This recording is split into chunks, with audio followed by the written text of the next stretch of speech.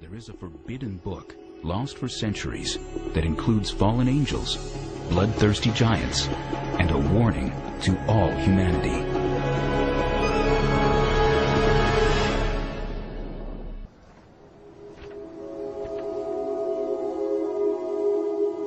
It is an ancient writing filled with divine secrets, dreams, and visions.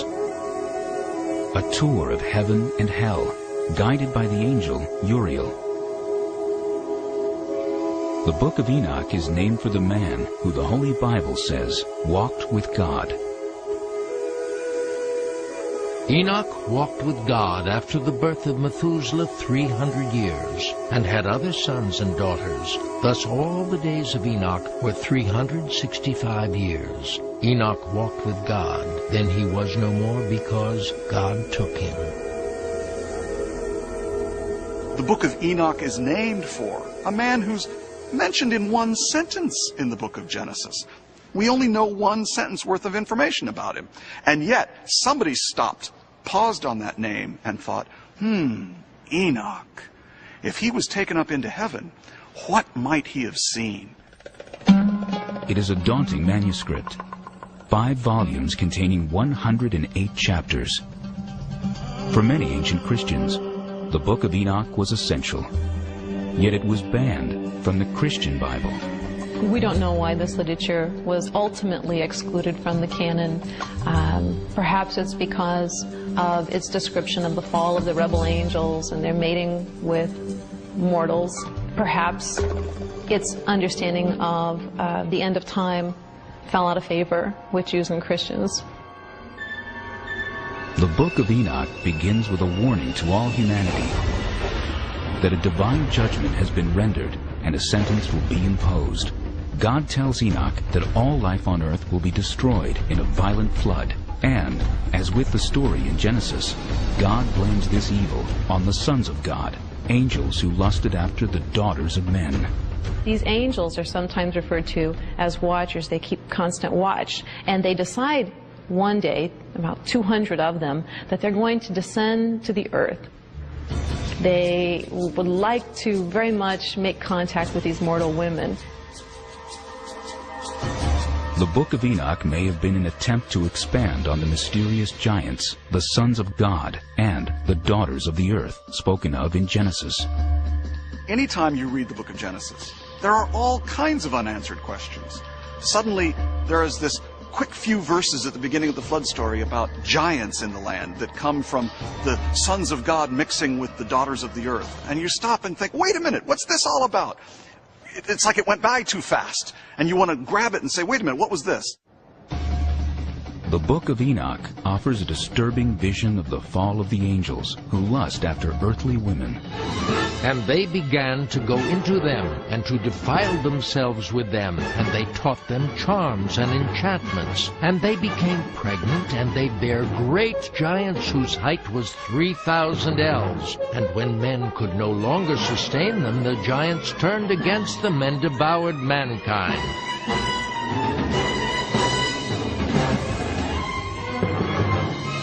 That these angels have crossed over this boundary that they shouldn't have. They were spiritual beings, and they were to remain as such. When they decided to descend upon earth, this unleashed upon the earth all sorts of problems. Not only these giants who are bloodthirsty and violent, but also these angels went on to teach humankind a variety of forbidden crafts. They also taught human beings how to make weapons of war.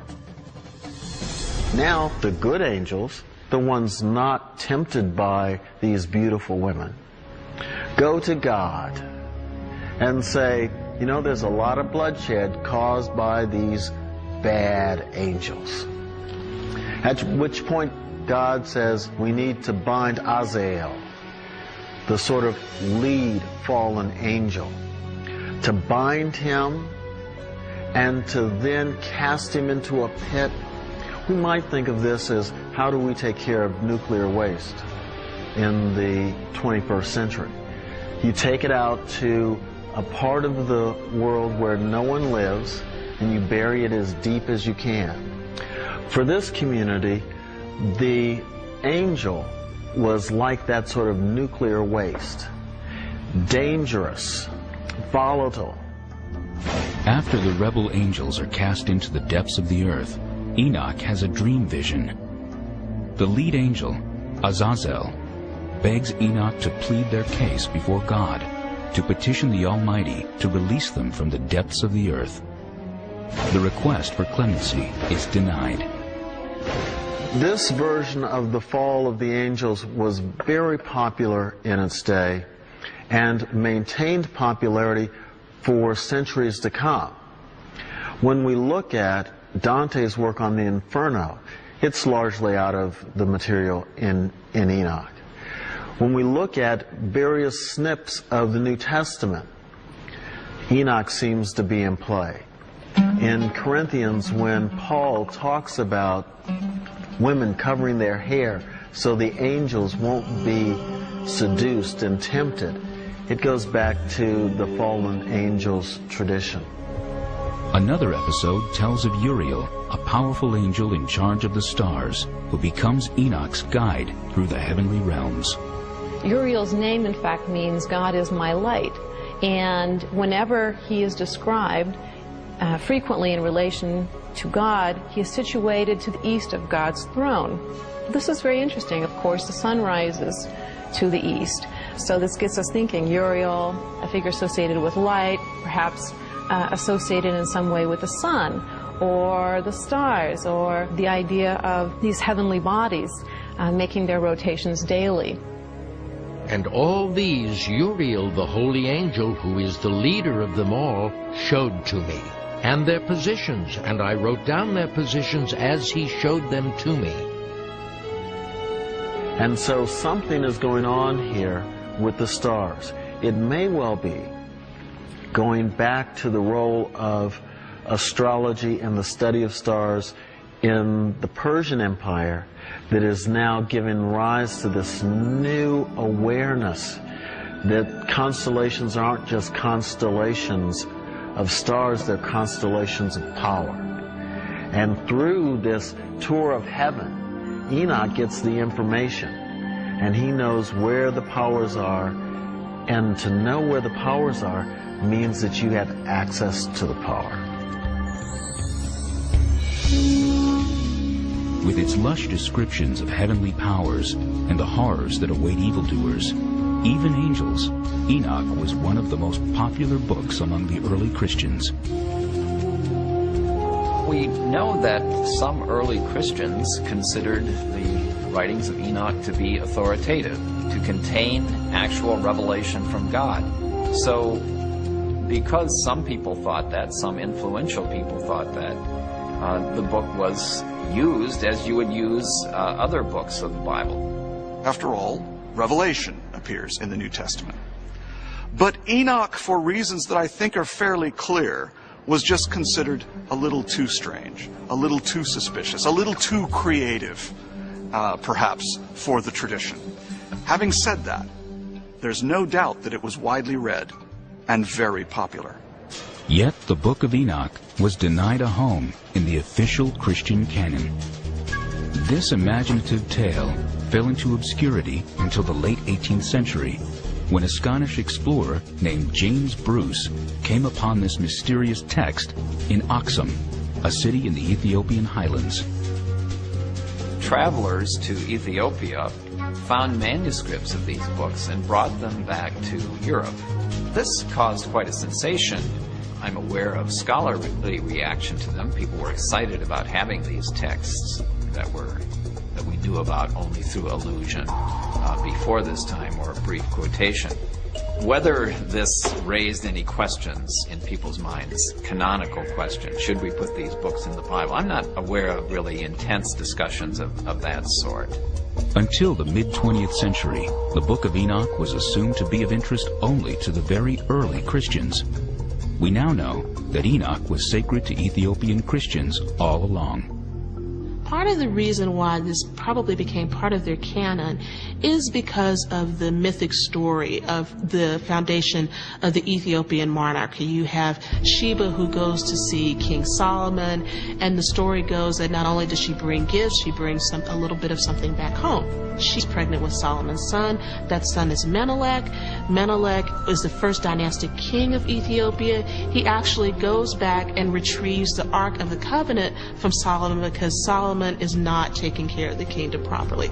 And the Ark rests reportedly in Aksum in Ethiopia. So when Christianity comes later in about the 4th century to Ethiopia, there's already a story there. There's already a connection to the Old Testament story. So the Book of Enoch and all these other types of books that are included within the Ethiopian canon become part and parcel of putting together this Old Testament story, this Old Testament link, with a very new Christianity that enters into the Ethiopian. They don't give up the old.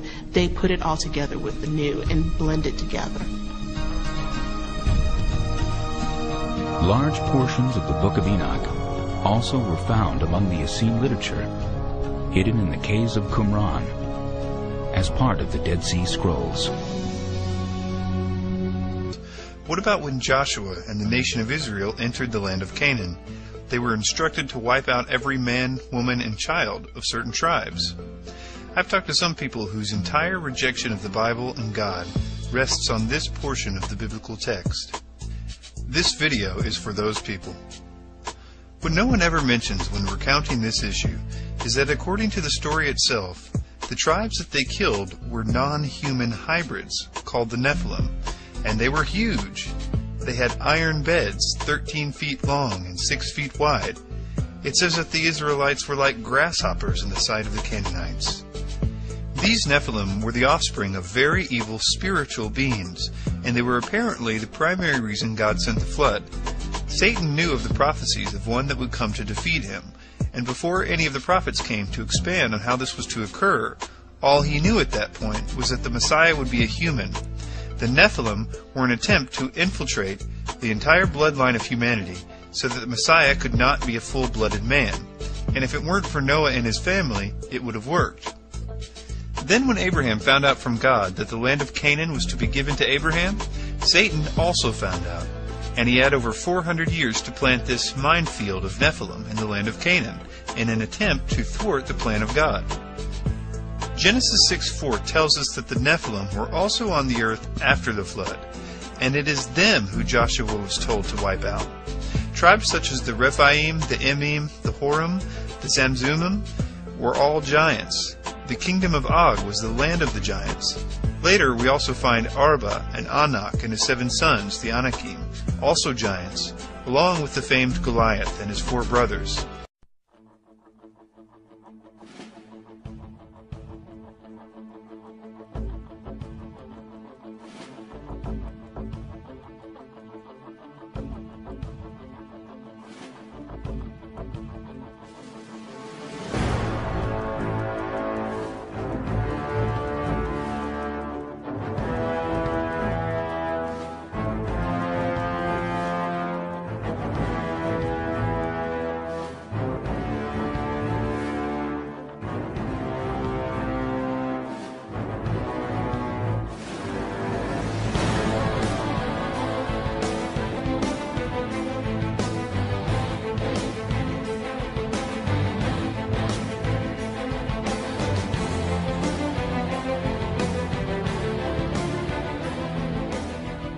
The ancient Hebrews referred to the angels as B'nai Elohim, meaning the sons of God.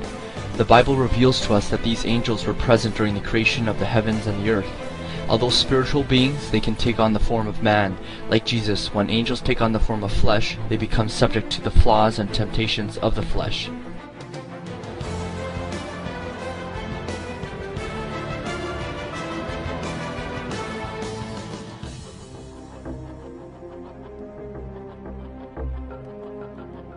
God sent 200 angels to earth. They descended upon Mount Hermon to teach man righteousness, but fell into sin like the original fallen ones, who were cast out of heaven. These angels, like all angels, were distinct by creation, and so it was that they taught various arts to man. Samyaza, who was their leader, said unto them, I fear you will not indeed agree to do this deed, and I alone shall not pay the penalty of a great sin. And they all answered him, and said, Let us all swear an oath, and all bind ourselves by mutual imprecations, not to abandon this plan, but to do this thing. Then sware they all together, and bound themselves by mutual imprecations upon it, and these are the names of their leaders. Arachiel, the angel of the earth, taught the science of nature. Kokabeel, the angel of stars, taught astrology, and Tamael taught the killing of the innocent in the womb.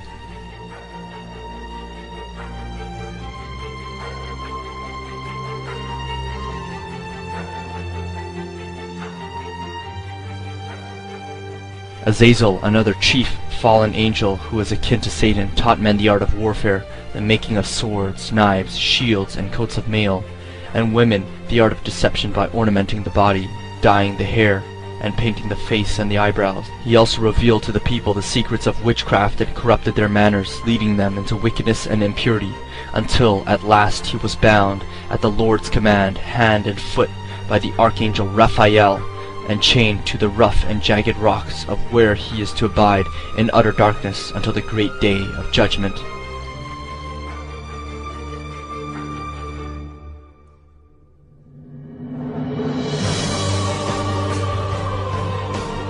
The ancient fallen angels of the Old Testament subsequently produced a race of giants upon the earth. Tall in stature like the angels, they often stood anywhere between 10 to 30 feet in height. The Bible refers to the Nephilim most notably as Anakims, Emims, Rephaim, Avims, and Zamzummims.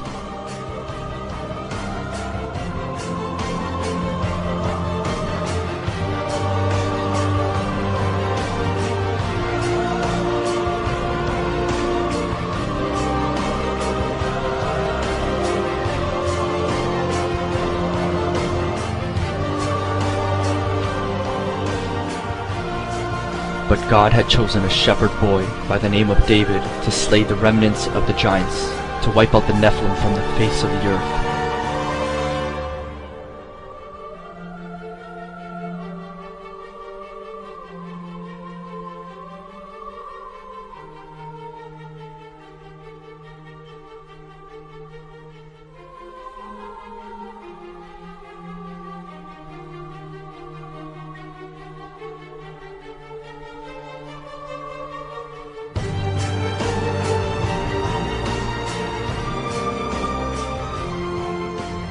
The remains of these giants have been found on every continent all over the world. They are recorded and referred to by ancient Jewish sources, historians, early church fathers, native tribes, and ancient peoples.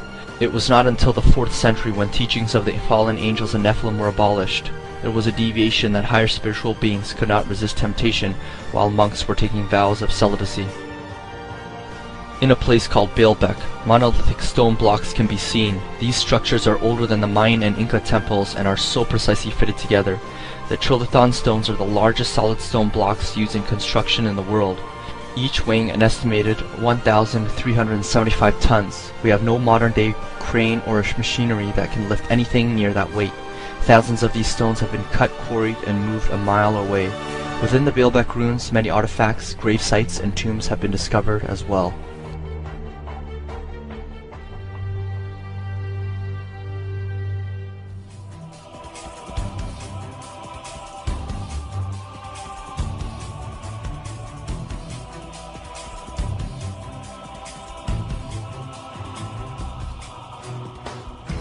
During the 1700s and 1900s in Europe and in the United States, the Smithsonian began massive excavations of great burial chambers. These numerous serpent mounds contained massive-sized skeleton remains of gigantic heights and proportions. Many of the burial remains contain artifacts, weapons, and armor. All throughout the world, in various countries and cultures, people have found similar burial sites. The origins of giants and beastly creatures are rooted from the fallen angels, but have been adopted and changed throughout the world's diverse cultures.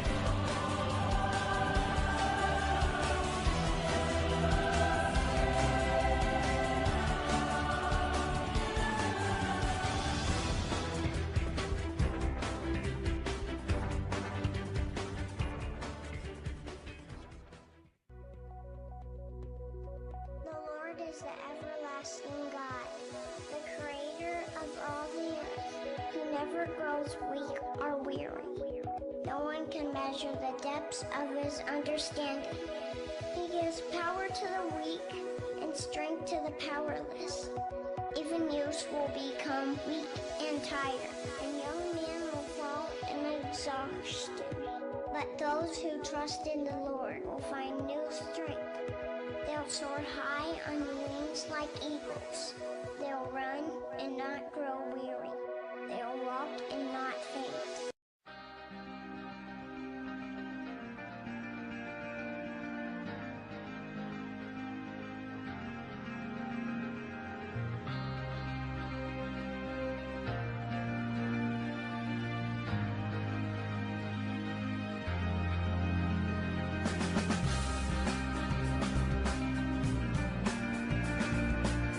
Angels are found throughout the Bible, during the Torah, and during the life of Jesus. In the Torah, or Old Testament, 2 classes of angels are named, seraphim and cherubim.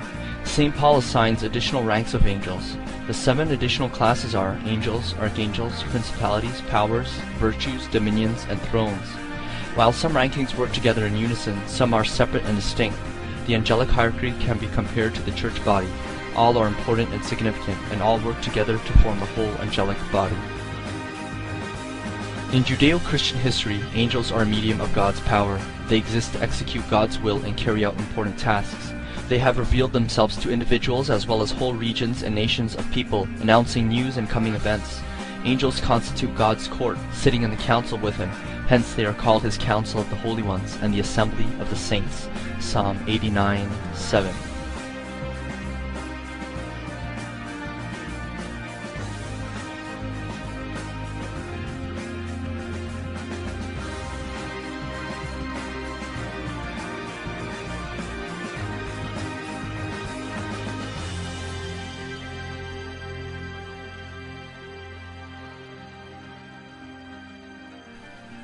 The hosts or warring angelic angels are often present in the scriptures.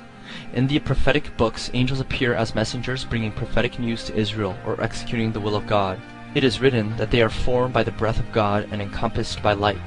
Angels are attributed with light and are able to fly at tremendous speeds, being able to encircle the earth at the speed of light. They can travel around the earth 7.5 times in 1 second. Upon the coming destruction of Israel by the Assyrian army in the Book of Kings, an angel enters the Syrian camp, killing 186,000 soldiers by morning. When angels take on the form of flesh, they become subject to the weaknesses of the flesh, like Jesus was when he became man.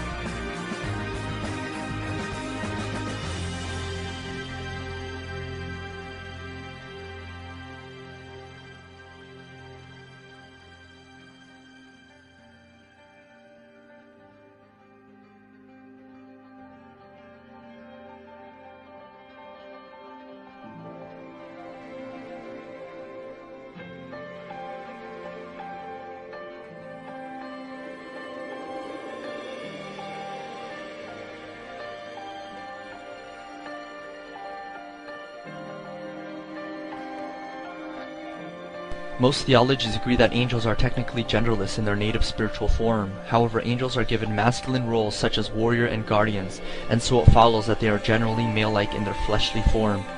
However, there is a single reference to two female beings in Zechariah 5:9, in which two female angels are seen with wings like a stork, lifting a basket between heaven and earth. In Matthew, it states that angels are not given or taken in marriage. However, Jesus makes no mention of angels taking on the form of flesh. During Jesus' time, the book of Enoch and other ancient sources revealed the fallible nature of angels in the form of man. It was widely believed and known at the time that angels had paired with the daughters of man. In the book of Revelations, the number of angels is said to be 1,000 thousands and many tens of thousands. While there is no specific number mentioned or given, it is clear that there are an incredible amount of angelic hosts. The fallen angels account only for 1/3 of the entire host, and there are said to be other angels who fell from grace on Mount Hermon in the Old Testament.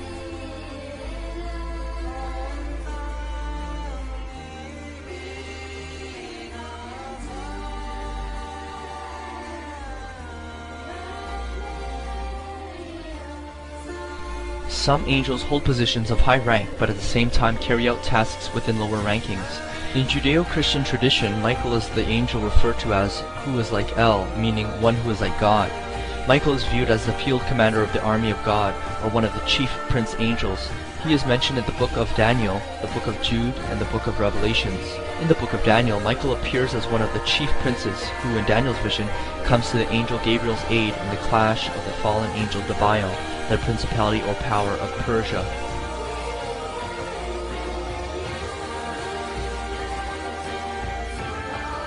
The angel Gabriel mentioned in the book of Luke, Raphael, who is mentioned in the book of Tobit, and Uriel, who is mentioned in the book of Enoch, are all considered to be archangels.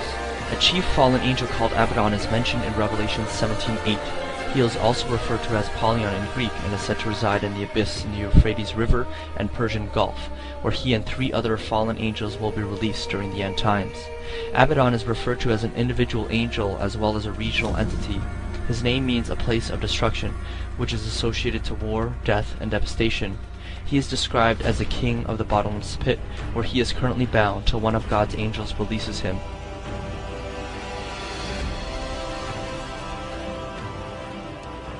In the testimony of Solomon, Michael, the archangel, visits King Solomon and bestows upon him a ring of great power. The story goes that Solomon employs this ring to command Nephilim spirit demons in the building of the holy temple of Jerusalem. The ring of Sabaoth, or ring of the hosts, was able to cast out demons, control them, or even seize chief fallen angels. King Solomon is introduced as giving his experiences in meeting with the various demons, each of whom he asks their names as well as the name of the angel that can overpower them.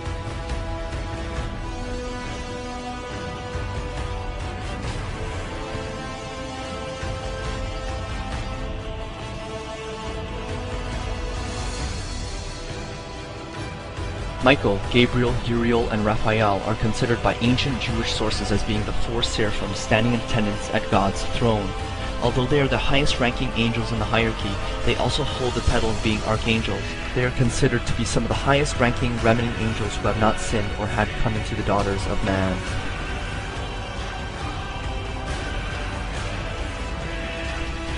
There are several mysterious appearances of an angel referred to as the angel of the Lord. In the Testament of Solomon, many of the demon spirits reveal that they fear and flee at the sound and authority of an angel, which has the sum of 644 in his name. In Exodus it is written, Behold, I send an angel before thee, to keep thee in the way, and to bring thee into the place which I have prepared. Beware of him, and obey his voice. Provoke him not, for he will not pardon your transgressions, for my name is in him. Exodus 23:20-21.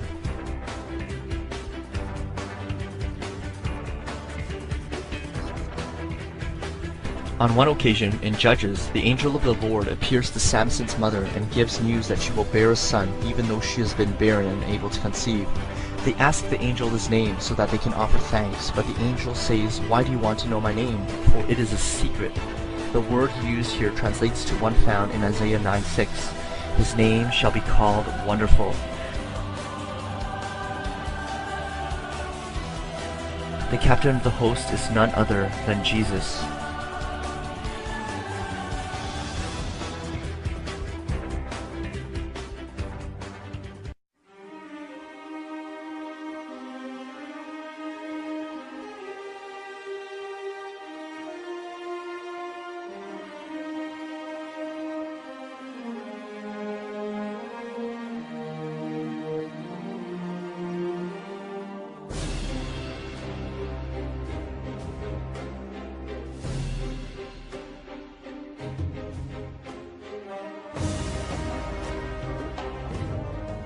The seraphs or seraphim are generally accepted to be the highest order of God's angelic servants. They stand by God's throne chanting, Holy, holy, holy is the Lord of hosts. The whole earth is full of his glory. Isaiah 6:3. Seraphim serve as the caretakers of God's throne. The name seraphim means the burning ones. They are beings of pure light and thought and have direct communication with God. They resonate with fire and love and are described as having 6 wings and 4 heads of different animals. Metatron, Lucifer, Chemiel, Nathaniel, Gabriel, and Seraphiel are all thought to be seraphim. Metatron is thought to be the transformed Enoch and Xenophon, the transformed Elijah, according to ancient oral tradition. Seraphiel is described as an enormous, brilliant angel, as tall as the 7 heavens. He is beautiful like lightning and is a chief of the seraphim. He is committed to their care and teaches them songs to sing for the glorification of God. Certain passages also refer to the seraphim as fiery flying serpents. Serpent in Hebrew is associated to meaning charming or wise, unlike the snake in our modern culture. In Isaiah 6:2 it is written, Each of them had 6 wings, with 2 he covered his face, and with 2 he covered his legs, and with 2 he would fly.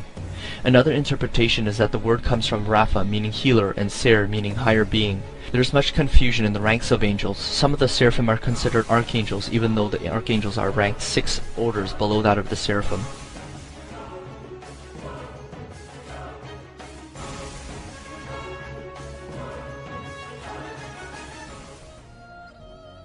Cherubim are considered the elected beings for the purpose of protection and guardianship. In Genesis 3:24 it says that God placed on the east side of the Garden of Eden cherubim and a flaming sword flashing back and forth to guard the way to the tree of life. The Hebrew word cherub is translated by some scholars as one who intercedes, and by others as knowledge. They are said to have 4 wings and 4 faces. Exodus 25 talks of how the ark was to be decorated with a cherubim, while 1 Samuel 4:4 says the Lord is enthroned between the cherubim.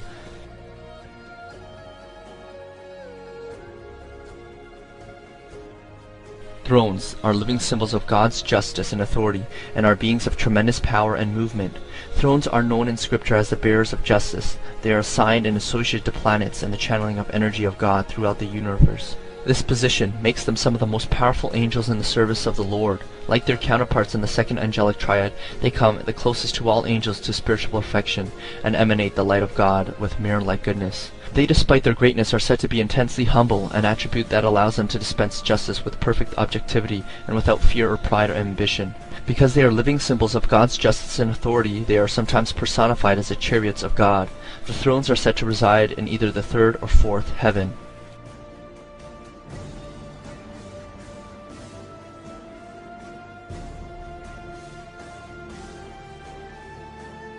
Dominions are said to regulate angelic duties. The Greek name kuriotes translates to lordships. They are also known as the hashmalim, those who hold the task of regulating the duties of the lower angels. They rarely make themselves physically present to man, and they are also the angels who preside over nations. The dominions are believed to look like beautiful human beings with a single pair of feathered wings. They may be distinguished from other groups by wielding orbs of light fastened to their heads of their scepters or on the pommel of their swords. They have been ascribed to be located in the second heaven. The virtues, or strongholds, are angelic beings who bestow blessings in the world. They are angels of great power and are said to ensure the cosmos remains in order. They are associated with heroes and instill courage and are known as the brilliant or shining ones. They are said to have escorted Christ to heaven during the ascension.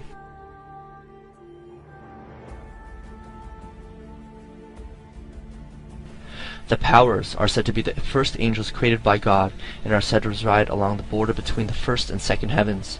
Their job is to guard against demonic powers and to oversee the distribution of power among mankind in hopes that the bad will not overpower the good.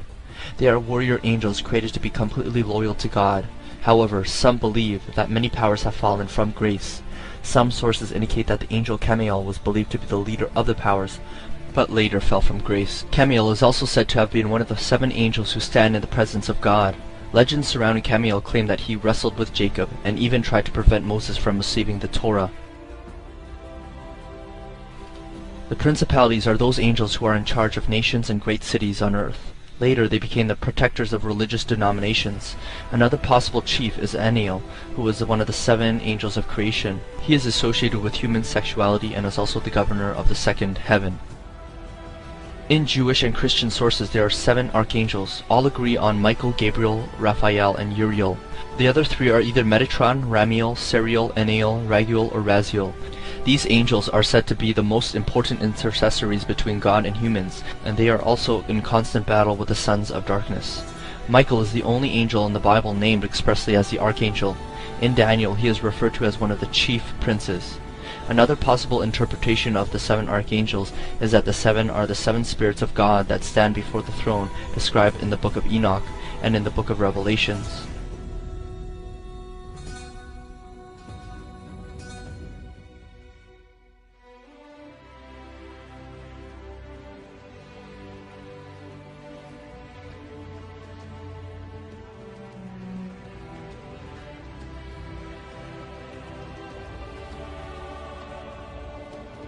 The last order of the hierarchy is that of the angels. The Hebrew term for angel, malak, means a messenger, and in the Persian angros, which means courier. They are intermediaries between God and human mortals, often assigned as personal or guardian angels. They concern themselves with the affairs of living things and man. They have varied tasks and duties which encompass their role. Angels are also believed to carry words of knowledge that foretell prophetic and unknown things of divine nature.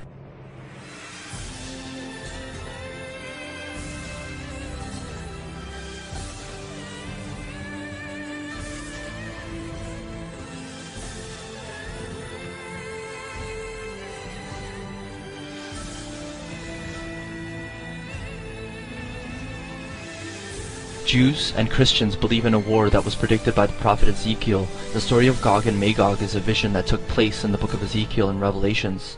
Scholars believe that this second appearance in Revelations is a contradiction or a mix-up of biblical timeframes. However, the reference of battle of Gog and Magog in Revelations is not a contradiction, but a prophecy. Gog appears in Ezekiel before the tribulations and almost 1,000 years later during the millennial reign of Jesus. The one known as the chief of Eshketebal is shrouded in mystery. However, to understand who or what this entity is, we must look at other ancient sources. The first recorded alphabet is in the Sumerian language. It has a word similar to Gog, but is pronounced Gug. Gug translates to darkness. As it is applied to the invader of Magog, it becomes apparent that this entity is a chief fallen angel. This invasion will take place in northern Israel along the golden border of Mount Hermon, where the famous Nephilim king Og is said to have inhabited. In Ezekiel, 5 clues are given to how and when the battle will take place in his first appearance. The prophecy of Gog is about a spirit that will be loosed in the end times, similar to that of the 4 fallen princes that are bound in the Euphrates River. He is said to be like the king of the north, perhaps ruling in the northern region of Turkey or Russia.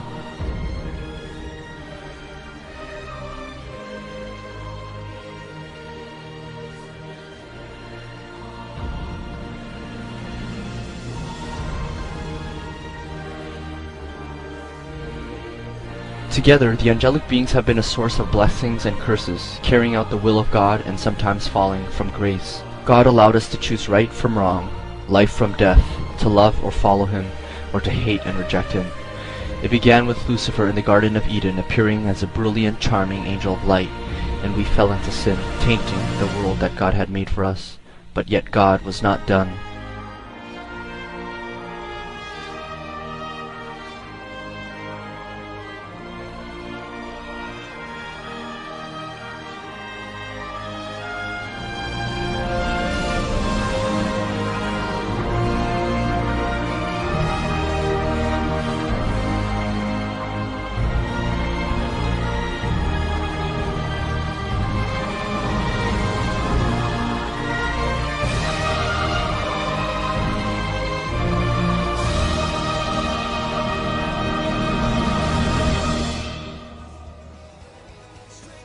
He sent someone, one who is mighty to save, who forever is the author of salvation, who died for us, rose again, and conquered the grave.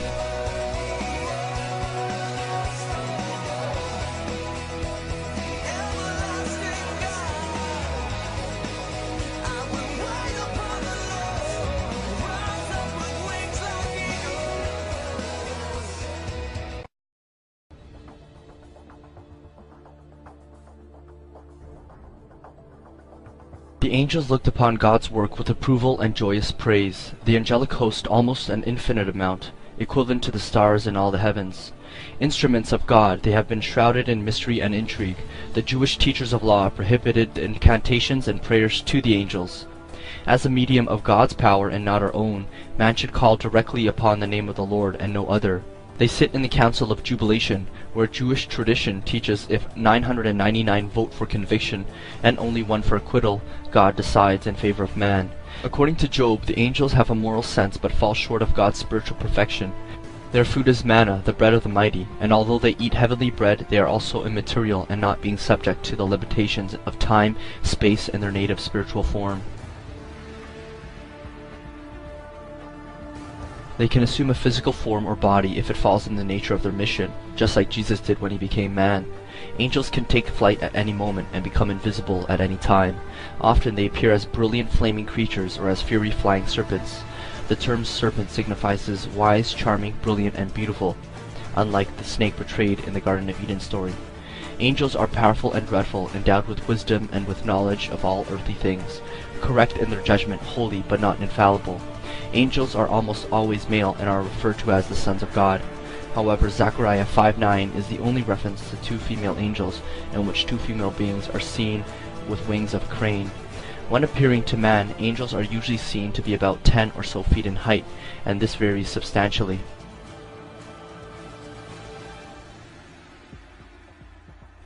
An angel named Xenophon is said to be taller than his fellow by the height of a journey of 500 years, and is said to reach heaven if standing on the earth. Other angels, although awesome in size, do not manifest themselves in such a manner as to be sensible in their interactions and tasks laid before them. Although angels are the essence of fire, they are also thought to be equally natured in water, God making peace between the two elements in perfect harmony. In rabbinical and biblical history, angels have been associated with force elements of nature. There are angels over winds, fire, water, and even ones resembling eagles, lions, and various animals. Jewish teaching always identifies angels as wearing a breastplate or tablet inscribed with the name of God on their chest. Many of the ancient myths and legends of minotaurs, winged creatures, and supernatural beings can be traced back to Jewish and ancient biblical history. However, these myths and legends are a deviation from the true occurrences of ancient biblical times. Although they are steadfast in their commitment to God, they are nonetheless fallible. These angels are said to have fallen from grace, or referred to as losing their first estate. 2 are said to have been expelled from heaven for 138 years on account of prematurely disclosing the decree of Sodom's destruction, according to the ancient Jewish mysticism. The angels in many aspects are inferior to man. Enoch intercedes on behalf of the angels instead of having them intercede for him, and none of the angels could see what he saw on the account of God's glory. According to Enoch and extra-biblical sources, there are 7 archangels or chief princes of God's presence. This means that they are permitted in God's direct presence. Raguel is said to stretch his wings out over the throne and shield the ministering angels from the consuming fire of God and the higher angels. The 7 angels of the presence of the throne of God are described primarily as Uriel, Raphael, Raguel, Michael, Sariel, and Jeremiel.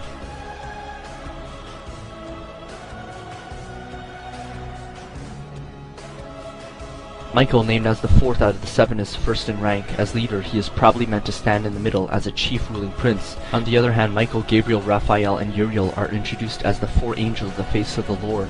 In Enoch, these four archangels stand near the crystal throne of God, each surrounding him on all four sides. The Book of Daniel was the first account of individualized angelic names and titles. At the advent of these attributes, angels became personalized, distinct, and known generally to the community at large.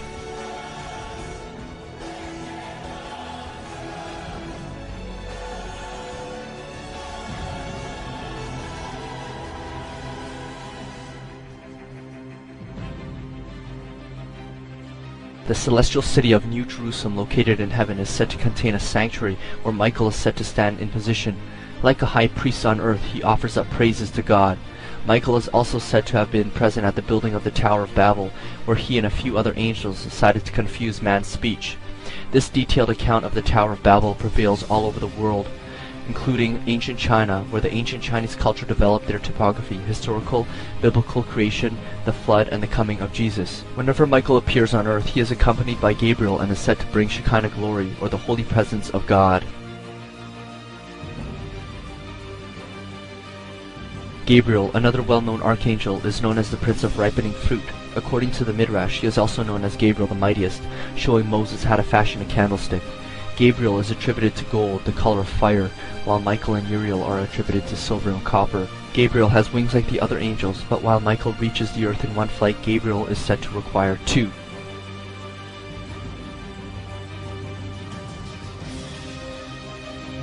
Raphael is one of the seven who stand before the Lord and is known as the Angel of Healing. According to the Talmud, he appears with Michael and Gabriel healing Abraham after circumcision. He is the first mention in the Apocrypha, and is the angel who bound up Azazel, the fallen angel who took upon himself the daughters of man. Azazel fell from grace and taught mankind the art of warfare, witchcraft, and deception. According to the Testament of Solomon, Raphael overpowers and frustrates many of the dead Nephilim spirits, now known as demons, who seek to inhabit and possess human bodies. Raphael is identified with the element of earth and rainbows, who is also ordained over the four heavenly rivers coming from the throne.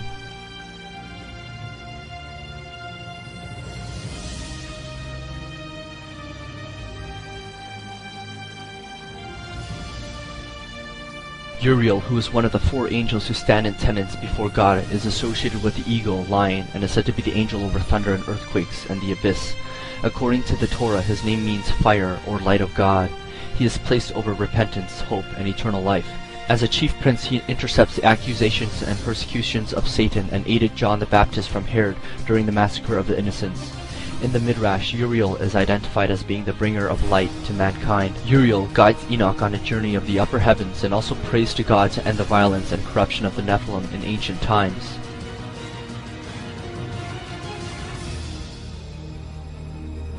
In the Old Testament biblical writings, there is a term which signifies the messenger of the Lord or captain of the host.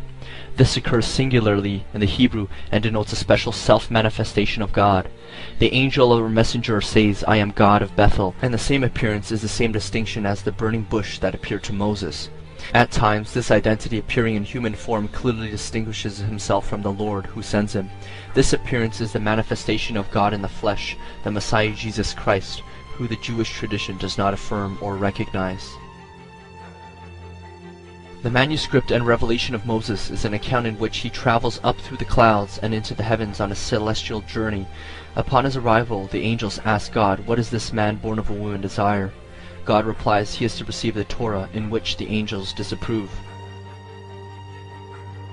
When Moses went up into the cloud of heaven, Chemiel, the janitor of the first gate, with 12,000 angels of destruction under him, went to strike him, but succumbed. As he arrived at the second gate, Hadraniel, who exceeded the former 600 parasangs in length, came with his darts of fire to smite him, but God interfered. Finally, he came to the precincts of Sandalphon, the angel who towers above the rest by the length of 600 years' journey, and when standing on the earth reaches his head up to the heavens. Standing behind the heavenly chariot, he weaves crowns for the Most High, while all the host of heaven sing praise. Then Moses came to the stream of fire, which consumes even the angels, and God caused him to pass through unscathed. Next came Raziel. The wings of Raziel are spread out like a curtain and keep off the breath of the holy creatures, for otherwise all the ministering angels would be burnt by them. Michael, the great prince, is seen standing at the right side of the throne, along with Gabriel on the left. Metatron is seen standing at the door of the palace of God. And at last, a troop of terrible angels could be seen encircling the throne of God. They were more powerful and mighty than all of the other angels. All of these angels wished to strike down Moses by the breath of their mouths. But out of the fear of the mighty, the King of Kings, they had no power to injure him, for they were all full of fear before the Lord. Throughout time, God has used the angels as ministers to bring counsel, healing, and good news. After Jesus' death on the cross, God sent us the Holy Spirit to minister to us and to dwell within us. The fallen angels and demonic spirits frequently have used the guise of holy angelic beings to sway and lead man away from God. They have sought to reveal all sorts of false religions and New Age philosophies, corrupting man and perverting the truth. No other name given under heaven saves. Repent and trust in Jesus alone for your salvation.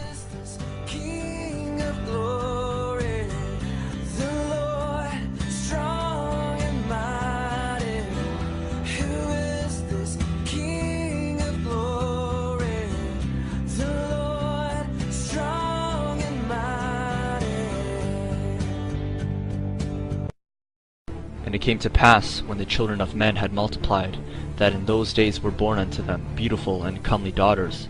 And the angels, the children of the heaven, saw and lusted after them, and said to one another, Come, let us choose us wives from among the children of men. And they became pregnant, and they bare great giants. And when men could no longer sustain them, the giants turned against them, and devoured mankind. And they began to sin against birds, and beasts, and reptiles, and fish, and to devour one another's flesh, and drink the blood.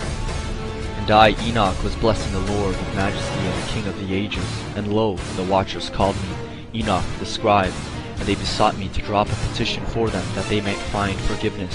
I saw in my sleep that it will now say with a tongue of flesh, and with the breath of my mouth, I wrote out your petition, and in my vision it appeared thus, that your petition will not be granted unto you throughout all the days of eternity, and that judgment has been finally passed upon you. And the vision caused me to fly, and lifted me upward, and bore me into heaven. And I went into tongues of fire, and drew nigh to a large house which was built of crystals. And the walls of the house were like a tessellated floor made of crystals, and its groundwork was of crystals.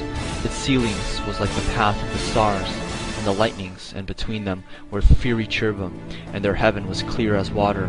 A flaming fire surrounded the walls, and its portals blazed with fire. And the Lord called me with his own mouth, and said to me, Come hither, Enoch, and hear my word.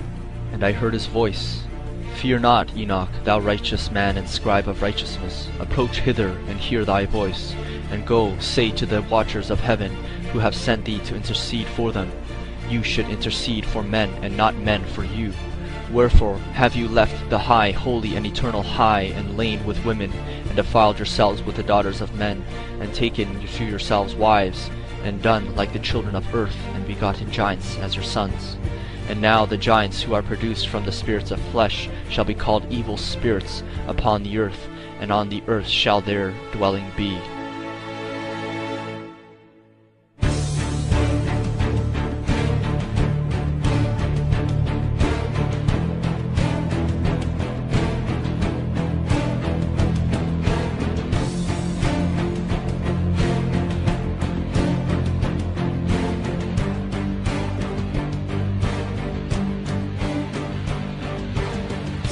Uriel said to me, Here shall stand the angels who have connected themselves with women, and their spirits assuming many different forms are defiling mankind, and shall lead them astray into sacrificing to demons as gods. And I, Enoch, alone saw the vision, the ends of all kinds, and no man shall see as I have seen. Then Raphael answered, one of the holy angels who was with me, and said unto me, These holy places have been created for this very purpose, and the spirits of the souls of the dead should assemble therein. Ye, that all the souls of the children of men should assemble here, and these places have been made to receive them till the day of their judgment, until their appointed period. And from thence I went to another place, and he showed me a mountain range of fire which burnt day and night. And the seventh mountain was in the midst of these, and it excelled them in height, resembling the seat of the throne. And fragrant trees encircled the throne, and amongst them was a tree such as I had never yet smelt. Neither was any amongst them, nor were others like it. It had a fragrance beyond all fragrance, and its fruit is beautiful. Then I said, How beautiful is this tree, and fragrant, and its leaves are fair, and its blooms very delightful in appearance. Then answered Michael, one of the holy honored angels, who was with me, and was their leader, This high mountain, which thou hast seen, whose summit is like the throne of God, his throne, where the Holy Great One, the Lord of glory, the eternal King, will sit, when he shall come down to visit the earth with goodness. And as for this fragrant tree, no mortal is permitted to touch it till the great judgment. And I came to the garden of righteousness. I said, How beautiful is this tree, and how attractive is its look. Then Raphael, the holy angel who was with me, answered and said, This is the tree of wisdom, of which thy father old and thy aged mother, who were before thee, have eaten, and they learnt wisdom, and their eyes were opened, and they knew that they were naked, and they were driven out of the garden.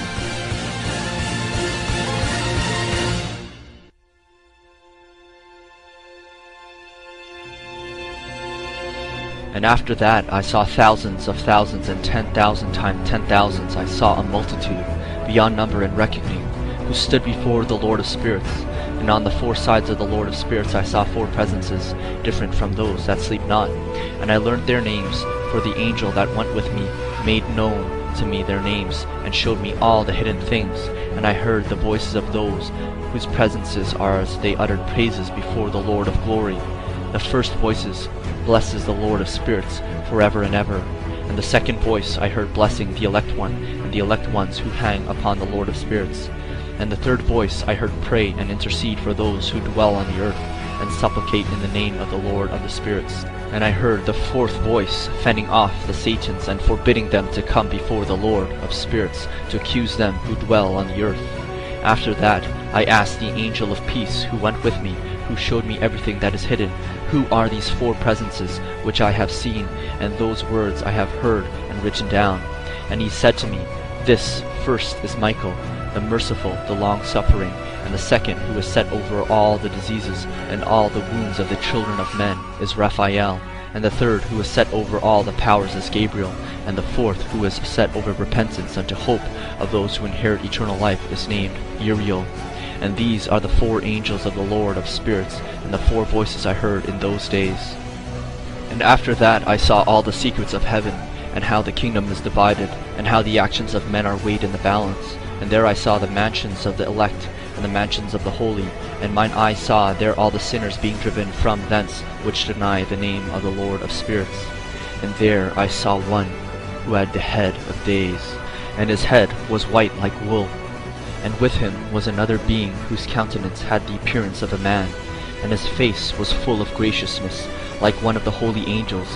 And I asked the angel who went with me, and showed me all the hidden things concerning that Son of Man. Who was he, and whence he was, and why he went with the head of days? And he answered and said to me, This is the Son of Man, who hath righteousness, with whom dwelleth righteousness, and who revealeth all the treasures of that which is hidden.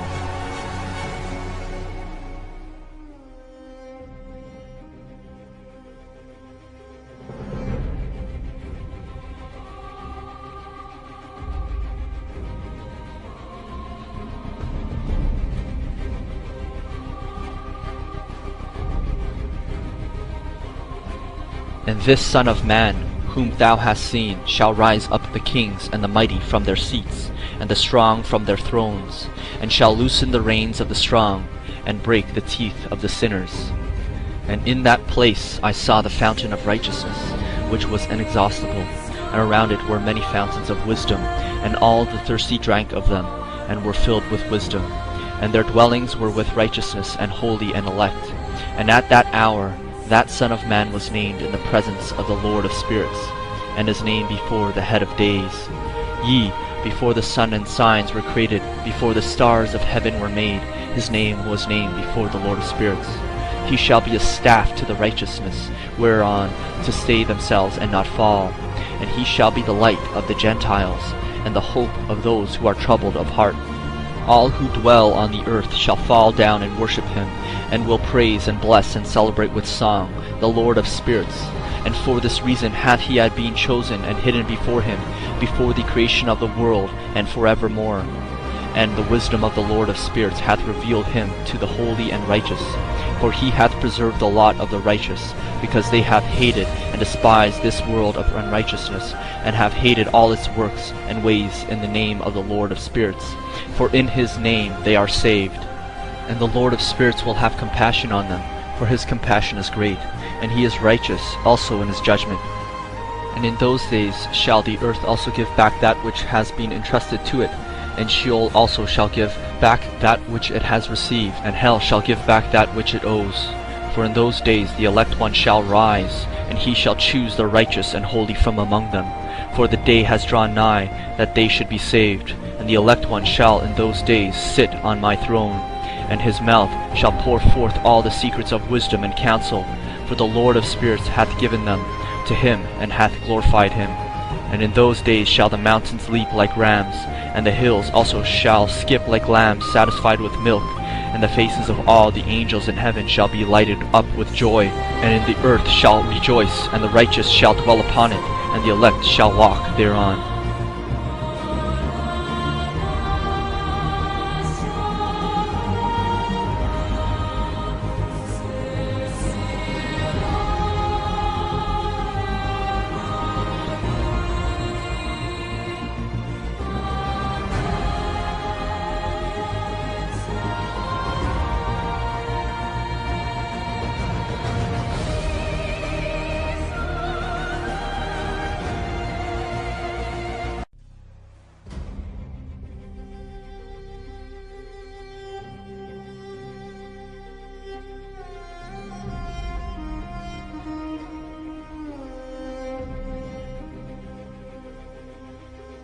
And all the others together with them took unto themselves wives, and each chose for himself one, and they began to go into them, and defile themselves with them, and they taught them charms and enchantments, and the cutting of roots, and made them acquainted with plants, and they became pregnant, and they bore great giants. And they began to sin against birds and beasts and reptiles and fish, and to devour one another's flesh, and drink the blood. Then the earth laid accusation against the lawless ones. And Azazel taught men to make swords and knives and shields and breastplates, and made known to them the metals of the earth, and the art of working them, and bracelets, and ornaments, and the use of antimony, and the beautifying of eyelids, and all kinds of costly stone, and all coloring tinctures. And there arose much godlessness, and they committed fornication, and they were led astray, and they became corrupt in all their ways. Semyaza taught enchantments and root cuttings. Amoros, the resolving of enchantments. Barachiel taught astrology. Kokabel, the constellations. Ezekiel, the knowledge of the clouds. And Rachiel, the signs of the earth.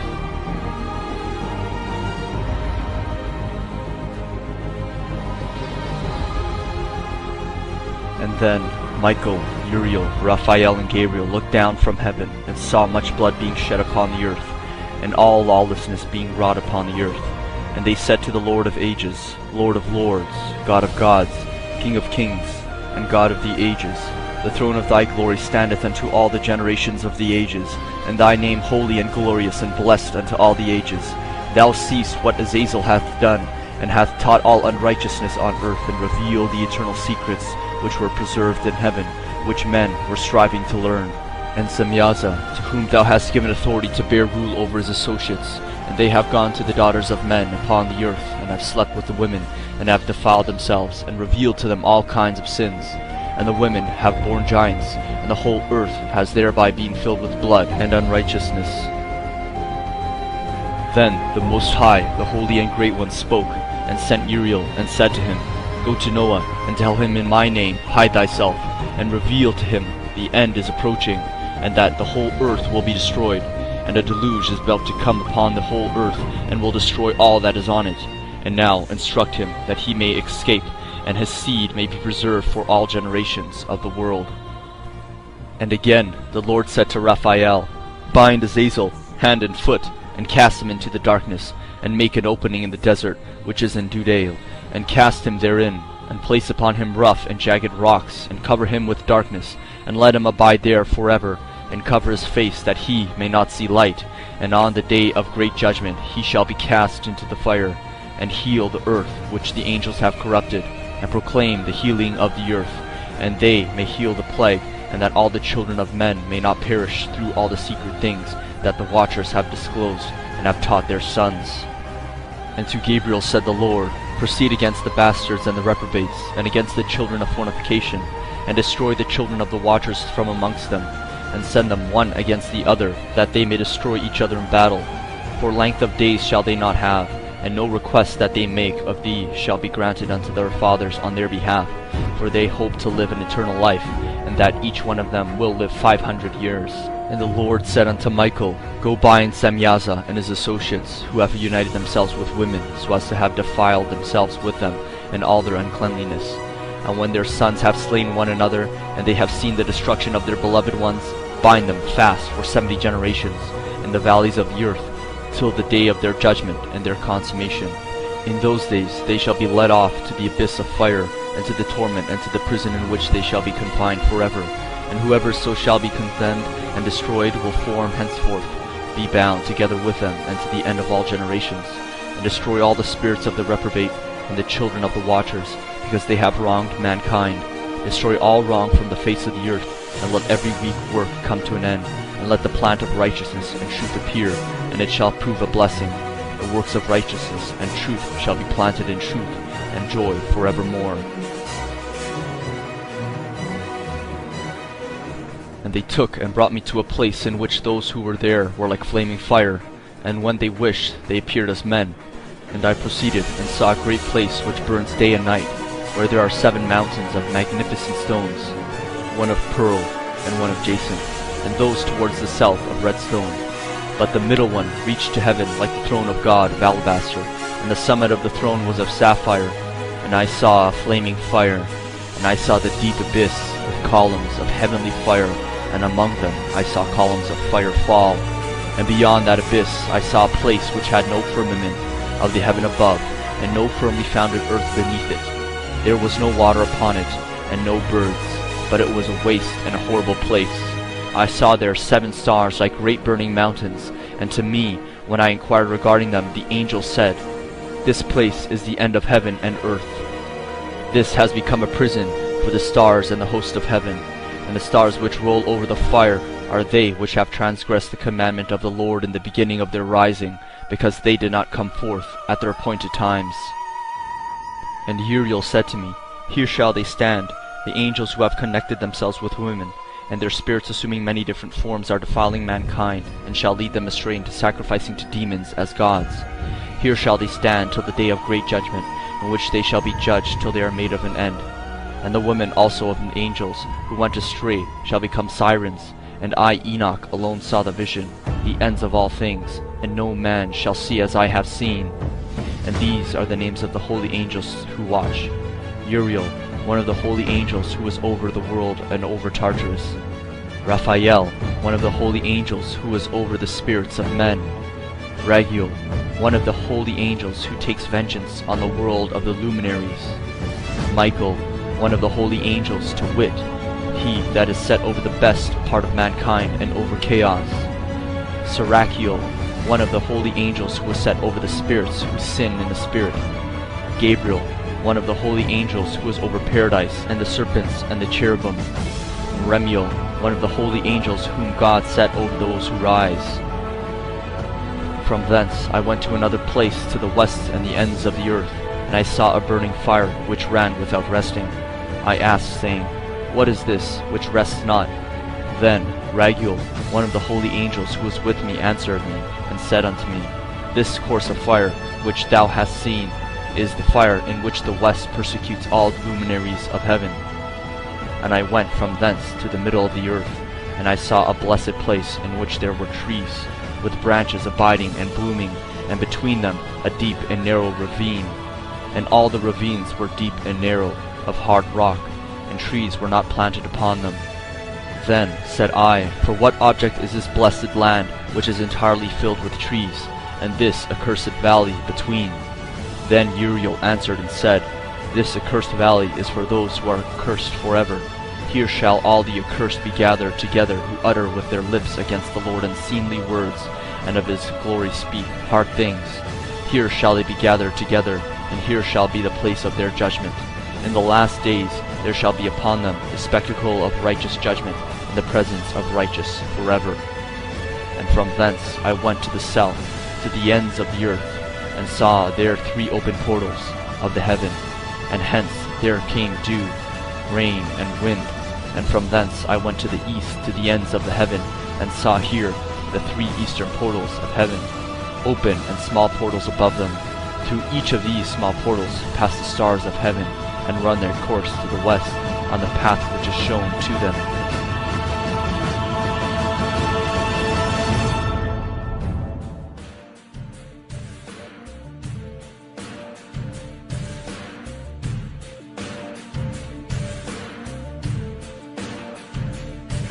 And I looked, and turned to another part of the earth, and saw there a deep valley with burning fire.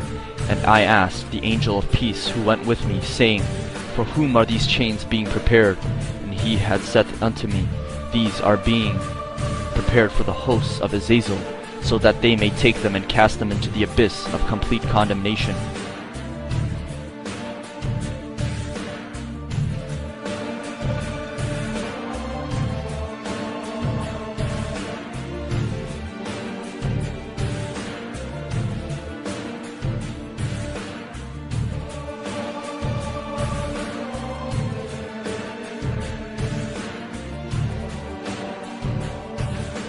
And Michael and Gabriel and Raphael and Phanuel shall take hold of them on that great day, and cast them on the day into the burning furnace. And the Lord of spirits may take vengeance on them for their unrighteousness in becoming subject to Satan, and leading astray those who dwell on the earth. And in those days shall punishment come from the Lord of spirits, and he will open all the chambers of waters which are above the heavens, and of the fountains which are beneath the earth. And all the waters shall be joined with the waters, that which is above the end, the waters which is beneath. And they shall be destroyed, all who dwell on the earth, and those who dwell under the ends of heaven. And when they have recognized their unrighteousness, which they have wrought on the earth, then by these shall they perish.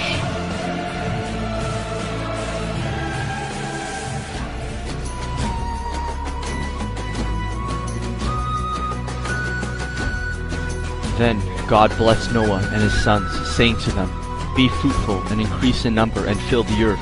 I now establish my covenant with you and with your descendants after you, and with every living creature that was with you, the birds, the livestock, and all the wild animals, all those that came out of the ark with you, every living creature on earth. I establish my covenant with you. Never again will all life be destroyed by the waters of a flood.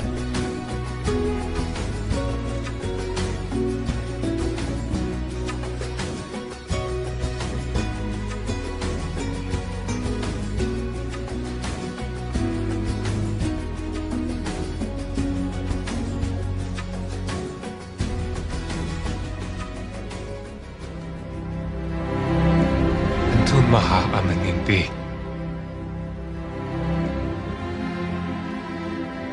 Matindaun diehwe ana arth koste. Chaya.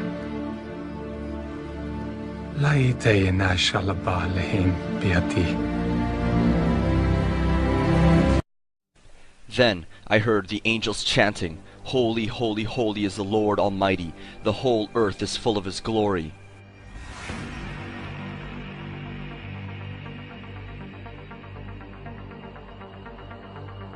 I saw on 4 sides of the Lord of Spirits 4 presences different from those that sleep not, and I heard the voice of those 4 presences as they gave glory before the Lord.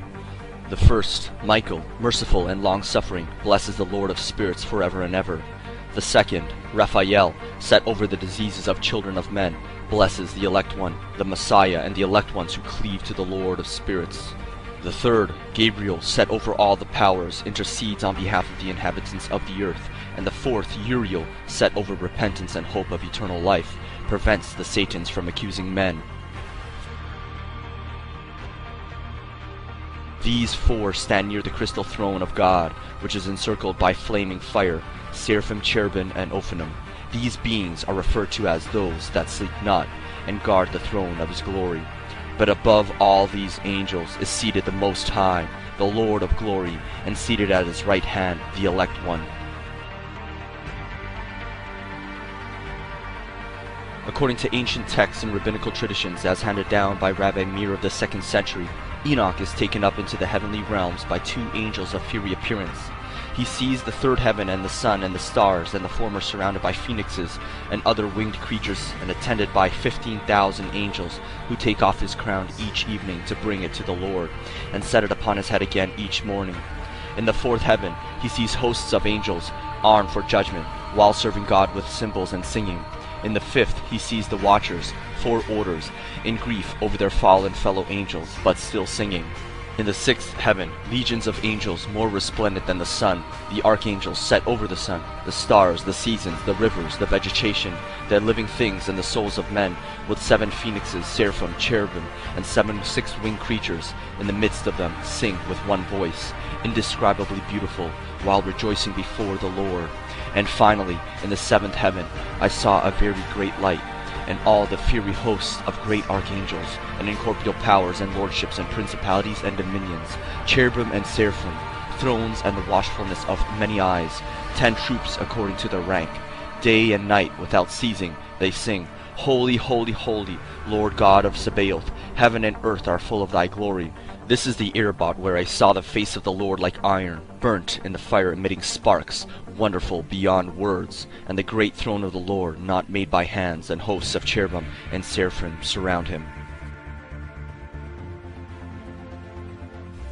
According to the Talmud, there are 7 heavens, one placed above the other, and ruled over by angelic chief princes: Kemuel, Jochiel, Raphael, Ophaniel, Cherubiel, Zedkiel, Gabriel, Sabriel, Zephaniel, Hashmal, Uziel, Hophniel, and Michael.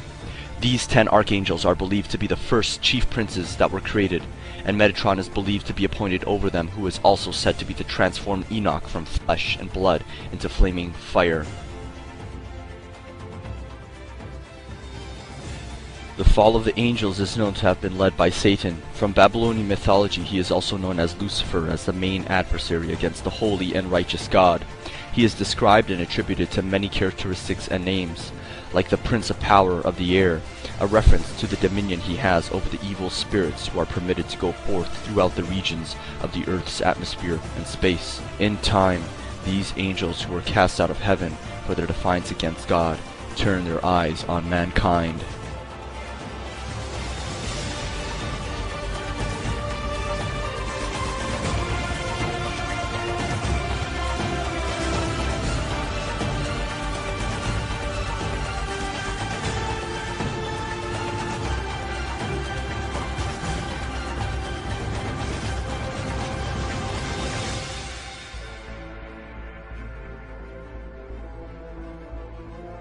And I saw Satan fall from heaven like lightning.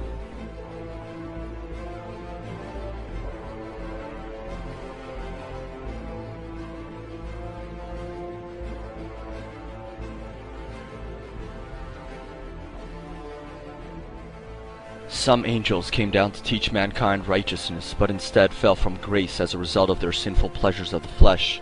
These fallen angels became the hosts of giant Nephilim, who were of immense stature and terror. The Nephilim would eventually be wiped out by the flood, and a second time by King David and his mighty men. The giant beings known as the Nephilim became wandering evil spirits and the seducers of mankind. In Hebrew, they are called the Rephaim, and are mentioned many times in the Bible. The Nephilim were on the earth in those days, and also after that, when the sons of God came in unto the daughters of men, and they bore children to them. Those were the mighty men of old, men of renown. Genesis 6:4.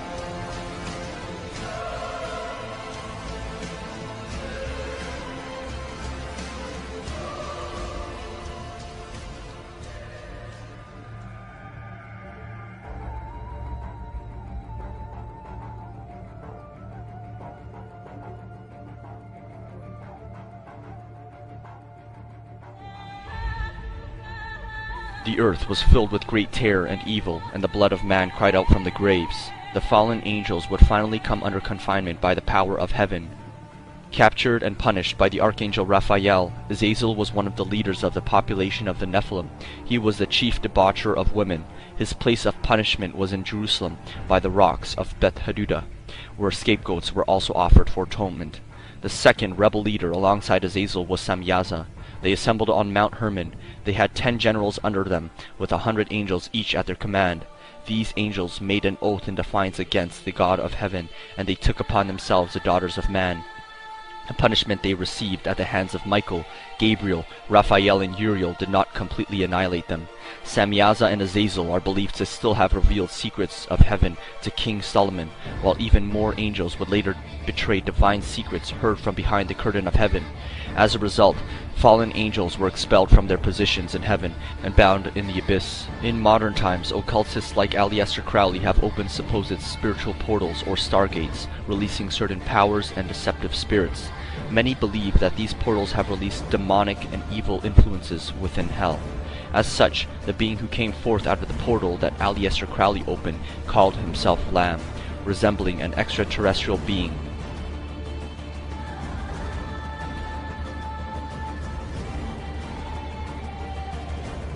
Angels throughout the ages have taught mankind truth and righteousness. Prince Michael, the archangel, instructed Adam and Seth in the ways of agriculture. He also guided Enoch in the mysteries of the unseen world alongside Uriel and Raziel.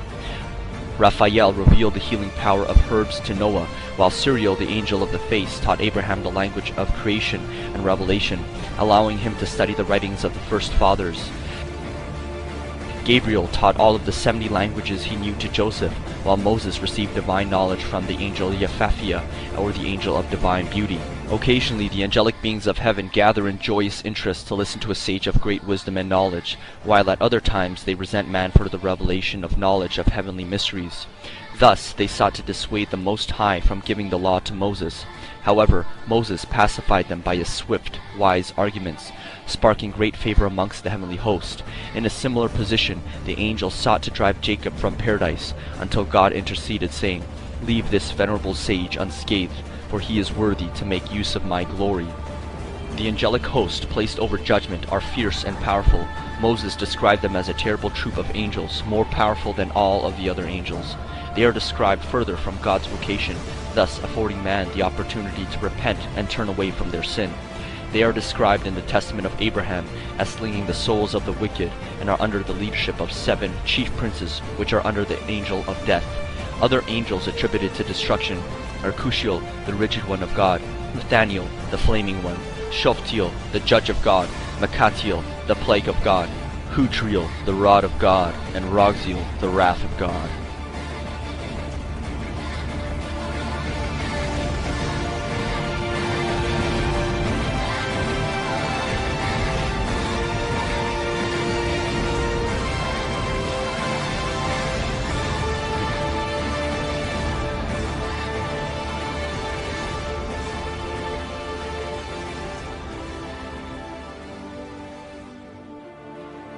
Writers of the Talmud and the rabbinical teachers of law were inclined to individualize the angels and assign distinctive characteristics, positions, and rankings.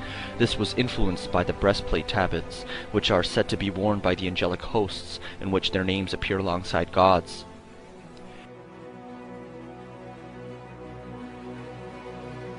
Ancient Hebrews commonly gave a testimony to their children before their death, and this tradition has been captured in ancient oral traditions like the fragments of the 12 patriarchs.